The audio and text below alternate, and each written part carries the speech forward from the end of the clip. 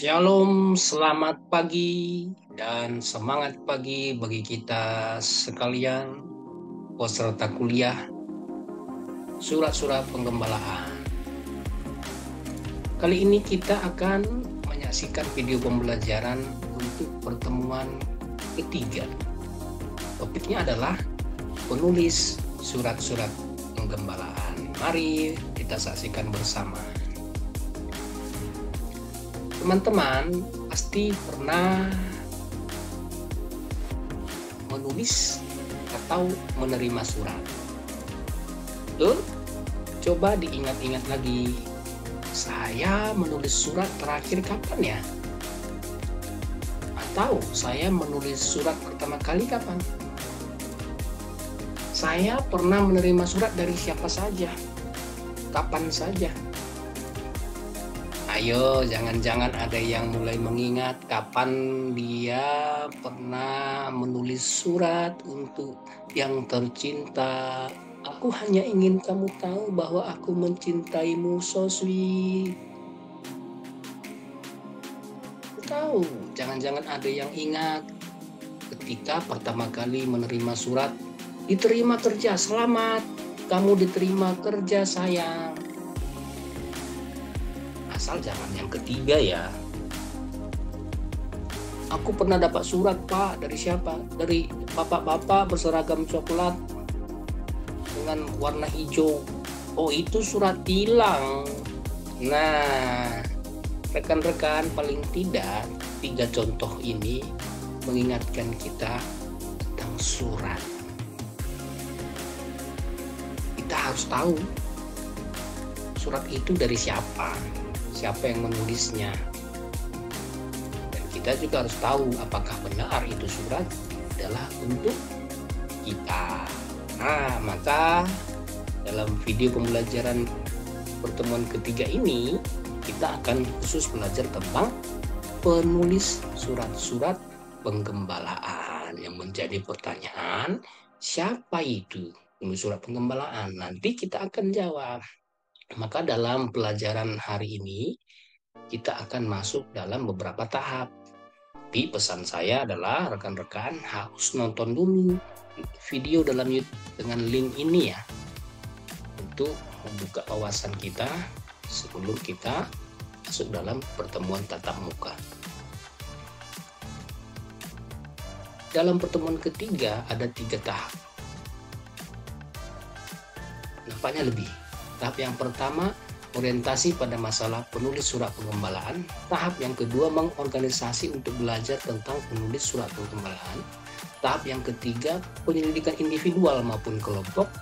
Tahap yang keempat, pengembangan dan penyajian hasil karya. Tahap yang kelima, menganalisis dan mengevaluasi proses pemecahan masalah. Ada gambar buku di sini. Kitab Penuntun Hidup Berkelimpahan ini adalah tulisan Donald Stem dan kawan-kawan. Di perpustakaan kampus kita ada, atau jangan-jangan rekan-rekan para hamba Tuhan, para pendeta, pengerja gereja sudah punya masing-masing. Dapat dibaca sebagai pengantar sebelum kita nanti jumpa di kelas. Oke, siapa penulis surat pengembalaannya? Jawabannya dengan jelas, sama-sama kita sudah tahu, Paulus. Dasarnya mana, Pak? Dalam 1 Timotius pasal 1 ayat 1, 2 Timotius pasal 1 ayat 1, itu 1 ayat 1. Di situ dikatakan bahwa surat itu adalah dari Paulus. Rupanya ke Paulus itu keluarga terpandang loh sobat. Dia tinggal di kota Tarsus. Dia memegang kewarganegaraan Romawi. Dalam Kisah Rasul 22-28 bisa kita baca secara. Dia dibesarkan dalam keluarga Yahudi yang ketat. Suku Benyamin, Filipi pasal 35. Dia disunat pada hari ke-8, sebagaimana memang tradisinya orang Yahudi. Dia beragama Yudais, atau Yudaisme. Dia dilatih di Yerusalem sebagai seorang yang dipersiapkan menjadi pengajar agama. Gurunya bernama Gamaliel, orang Farisi, anggota Sanhedrin. Dia dihormati. Di zaman dahulu dia disebutlah sarjana-sarjana. Paulus itu menjadi Farisi, pengikut hukum dan tradisi Yahudi yang ketat. Dia menjadi penganiaya orang Kristen. Justru karena ketaatannya pada agamanya. Itulah latar belakang yang bisa kita ingat dari Paulus ini. Gambar yang tampil di sini adalah gambaran yang bisa dikumpulkan tentang Paulus. Seorang yang badannya tidak terlalu tinggi, tidak gemuk, dia kurus dan kepalanya agak botak. Ada yang bertanya, apakah Paulus pernah menikah? Nah, untuk itu nanti kita akan dengar dan kita pelajari bersama-sama dalam tatap muka. Dalam video ini paling tidak kita bisa membaca dengan ringkas kronologi kehidupan Rasul Paulus. Dia lahir tahun 3 Masehi, lalu mengikuti pelatihan di Yerusalem sekitar tahun 18 sampai 30 Masehi. Dia mengalami pertobatan tahun 33-34. Lalu dia mengungsi ke Arab 34-36, kemudian kembali ke Yerusalem tahun 46. Lalu setelah itu dia mulai mengadakan perjalanan misi yang pertama ke Asia Kecil sampai sekitar tahun 48. Tahun berikutnya ada sidang di Yerusalem, dia ikut. Lalu sampai tahun 52 ada perjalanan misi yang kedua ke Asia Kecil dan Eropa. Lalu tahun 53 sampai 57 ada perjalanan misi ketiga ke Asia Kecil dan Eropa. Tahun 58 ke 60 dia dipenjara di Kaisaria. Tahun 60-61 ada perjalanan ke Roma. 61 ke 63 dia dipenjara di Roma.